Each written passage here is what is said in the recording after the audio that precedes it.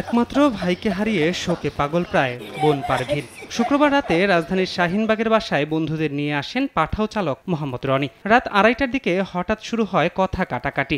এক পর্যায়ে পরিবারের লোকজন রনির আর্তনাদ শুনতে পান। দৌড়ে এসে তারা দেখেন কুপিয়ে জখম করা হয়েছে তাকে। হাসপাতালে নেয়ার পর তাকে মৃত ঘোষণা করেন চিকিৎসক।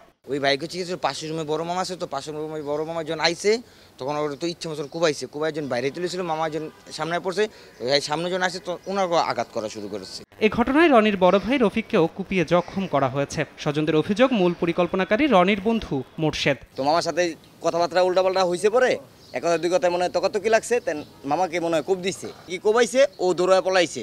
আর বাকি ওই যে 3জন যে ওনাদের সাথে ছিল, ওনারা 3জন তারপর থানায় ওনাদেরকে নিচ্ছে। পুলিশ জানায় ঘটনার সময় সবাই ছিলেন নেশাগ্রস্ত।